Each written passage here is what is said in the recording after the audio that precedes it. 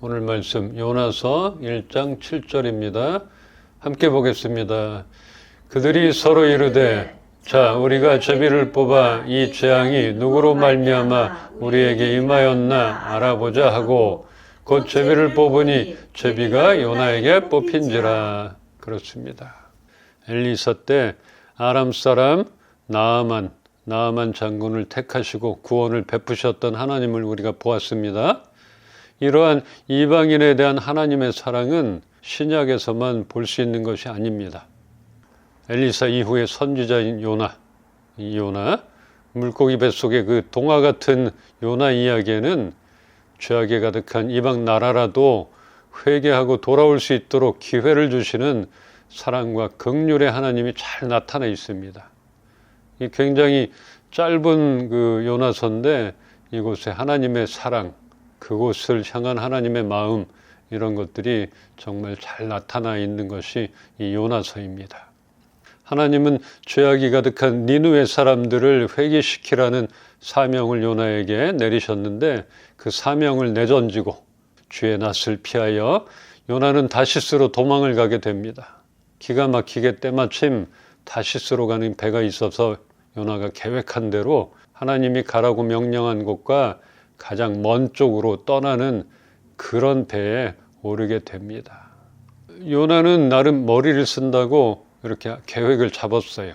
완전 반대 방향의 서쪽에 다시스를 향했고, 그리고 배의 가장 깊숙한 밑바닥에 숨어서 잠을 자면서 하나님의 명령을 회피하려 했습니다. 그런데 우리가 잘 알고 있듯이 요나가 올라탄 배는 뱃사람들마저 한 번도 경험해보지 못한 그런 폭풍으로 인해 저마다 자기들의 신들을 향해 부르짖지만 응답은 없는 그런 위급한 상황에 놓이게 되었습니다. 나 몰라라 했던 것 같아요. 아이 모르겠다고 도망가고 가장 먼 쪽을 향하는 것이 사람의 마음이겠죠. 그리고 그냥 잠이나 자자 나 몰라라 했는데 이런 사단이 난 것입니다.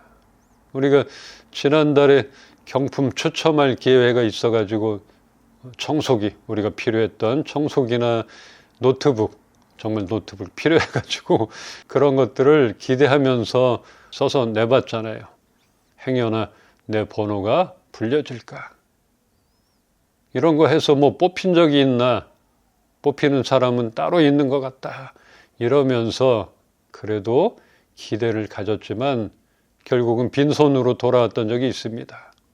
그런데 그런 거 뽑히는 그렇게 따로 있는 그 사람이 바로 요나였습니다.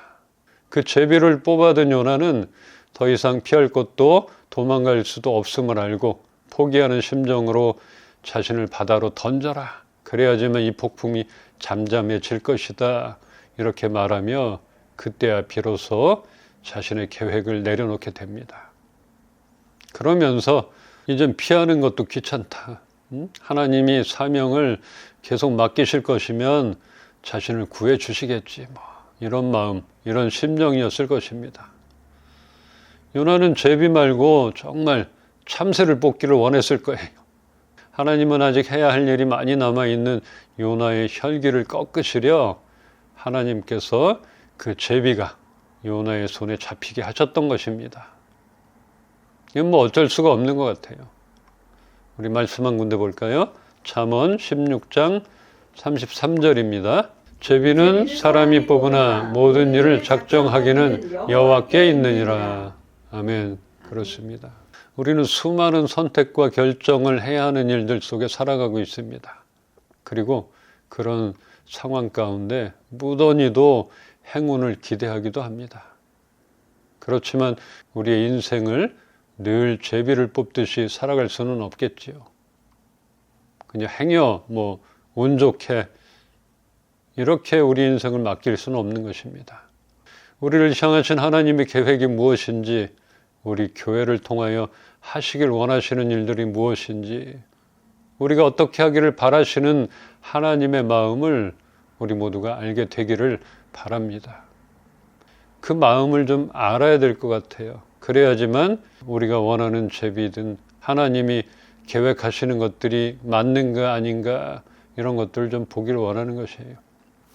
요나가 가려고 했던 그곳, 하나님의 뜻은 그곳이 아니라 죄악이 가득한 니느웨에 네가 꼭 가서 그곳 사람들에게 하나님이 사랑한다는 것을 알리라는 것이었습니다. 그런 계획이 있었던 것이에요. 그렇기 때문에 아무리 반대쪽을 향해 달려간다 할지라도 다시 돌아올 수밖에 없는 그런 일들이 있는 것입니다.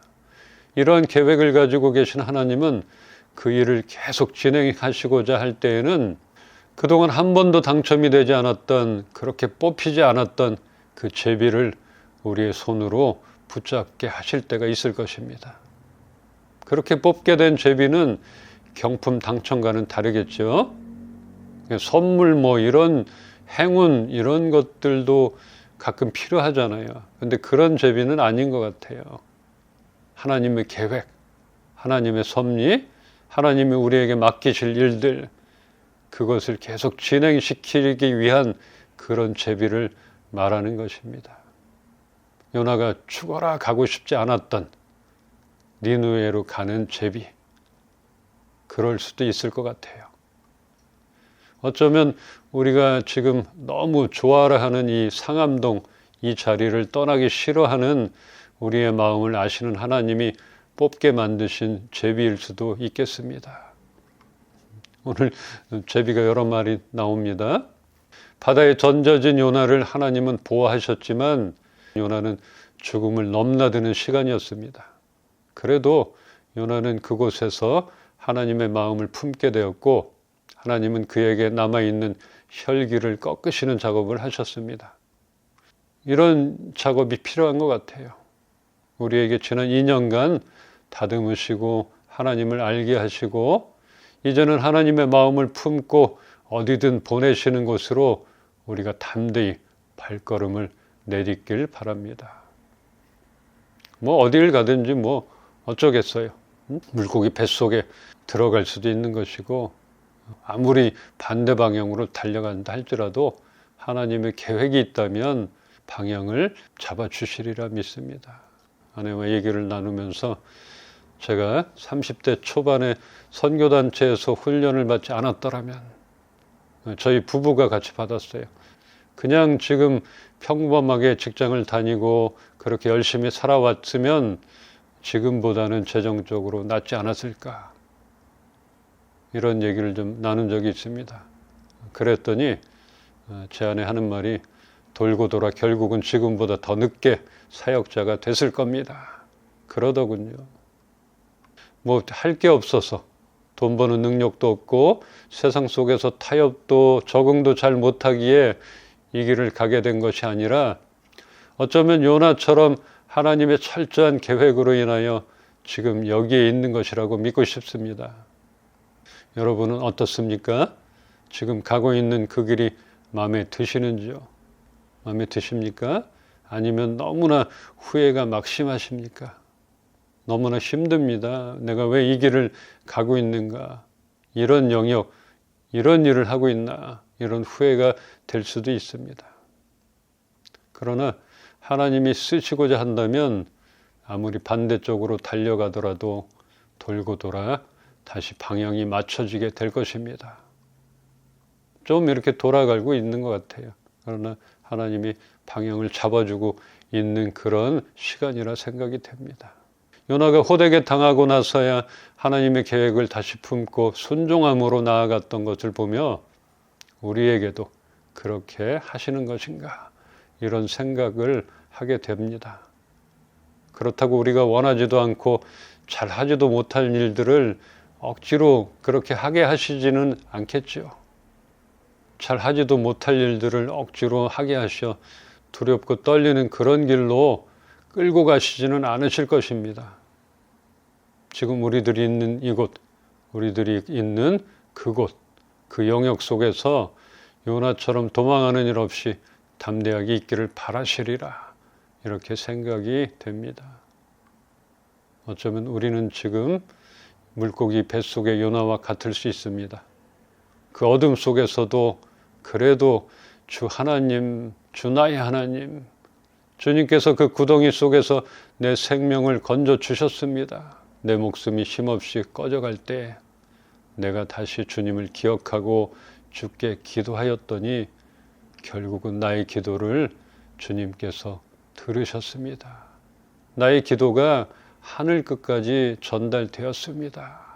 이렇게 요나가 기도하고 고백했던 것, 이렇게 부르짖었던 그런 요나의 고백이 우리들에게도 고백되어지기를 바랍니다. 그 물고기 뱃속이 좋겠어요? 뭐가 좋겠어요? 3일이나 있었다는데 어두침침한 곳에 뭐 동화를 보면 거기에 촛불 켜놓고 있었나? 아니면 뭐 있었겠죠. 어떻게 있겠어요? 그 말도 안 되는 일인데 어쩌면 그곳에서 지옥을 경험했을 수도 있겠다. 이런 마음이 들어갑니다. 그래서 내 목숨이 힘없이 꺼져갈 때쯤이야. 그때 내가 다시 주님을 기억하고 주께 기도하였더니 결국은 그때쯤 그 전까지는 아마 원망했나 봐요. 아이고 내가 왜 이런 곳에 있나. 포기하지 맙시다. 부르짖어야 하는 것이에요. 우리가 지금 물고기 뱃속과 같은 곳에 있을지라도 요나가 만난 하나님을 우리도 만나기를 소망합니다.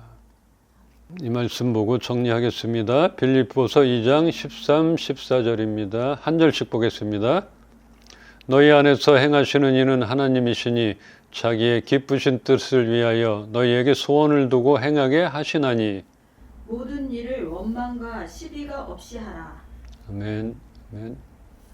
하나님께서는 여러분 안에서 활동하셔서 자신의 기쁘신 뜻에 따라 여러분으로 하여금 결정하게 하고 또 실천하게 하시는 분이십니다. 다시 말하면 하나님께서는 우리 안에서 하나님이 기뻐하시는 일을 할 수 있도록 돕고 계십니다. 또한 하나님은 그렇게 할 수 있는 힘과 능력을 우리에게 공급해 주실 것입니다. 그러니까 결정하고 우리가 소원을 두고 하는 일들 가운데 우리에게 행하게 하셨어요. 그리고 우리를 바라보고 계시고 또 그 길을 갈 수 있는 힘과 능력을 공급해 주실 것이에요. 그렇게 주고 계시는 것이에요. 어쩌면 지금 우리가 어려움을 겪음으로 후회가 되는 일이든 아니든 하나님께서는 우리의 결정을 존중하셨고 그렇게 지금까지 지나왔던 우리의 시간 속에서도 함께 하셨음을 우리가 잊지 않기를 바랍니다. 이건 사실입니다. 그러므로 무슨 일을 하든지 우리는 불평이나 다툼이 없게 해야 합니다. 왜 이렇게 하셨어요? 내가 원치도 않은 일을 왜 이렇게 끌고 가셨어요? 누가 이 일을 하고 싶어 했어요? 불평이 들어오면 원망이 들어오고 다툼이 일어나는 것이에요. 그런데 오늘 말씀하잖아요. 무슨 일을 하든지 불평이나 다툼이 없게 해야 한다. 이 사도 바울 시대나 지금이나 세상에는 삐뚤어지고 악한 성향을 가진 사람들이 많이 살고 있습니다. 그때도 그랬고 지금도 그런 사람들이 많잖아요. 그런 세상이잖아요. 그래도 그런 가운데 우리는 어두운 세상에서 밝은 빛을 발하는 흠없는 하나님의 자녀들이 돼야 합니다. 아마 잘 보일 것이에요. 세상이 어두우니까. 근데 우리마저 그런 옷을 입어서는 안 될 것이에요. 그래서 이렇게 사도 바울이 얘기하는 것 같아요. 여러분들은 하나님이 돕고 계시고 바라보고 계시고 공급해 주시니까 여러분들은 불평과 다툼으로 살아가지 마십시오. 이렇게 말한 것입니다. 내가 선택한 길과 우리가 잘할 수 있는 그런 일들 가운데 하나님께서 지금도 돕고 계시고 감당할 힘과 능력을 충분히 공급해 주실 것입니다. 그러기에 지금 우리에게 주어진 일들과 우리가 하고자 하는 일에 열망이 없거나 즐거움이 없지 않기를 바랍니다. 열정이 있어야 됩니다. 기쁨이 있어야 되는 것이에요. 요나는 죄악이 가득한 너무나 가기 싫었던 그곳으로 발길을 돌리게 되었지만 이제는 두려움은 없었을 것입니다. 또한 하나님의 마음을 알게 되었잖아요. 치열한 세상 속 우리가 있는 이 영역 안으로 우리를 보내신 이유가 분명히 있을 것입니다. 요나 요나를 니느웨로 자꾸 몰아가시는 이유가 있었잖아요. 외쳐야 된다. 너는 버릴지라도 나는 못 버린다. 그렇게 귀하게 생각했던 그것을 우리도 알길 바랍니다. 그래서 우리 교회, 우리 이 문화, 내가 하는 일 가운데 여러분들을 그 안으로 보내신 이유가 분명히 있을 것입니다. 그리고 혼자 가게 놔두시지 않을 것이에요. 갈 수 있는 힘과 능력을 공급해 주실 것입니다. 우리 모두 그 뜻을 따라 힘과 능력을 부어주실 주님을 의지하여 담대함으로 나아가기를 주님의 이름으로 축원합니다.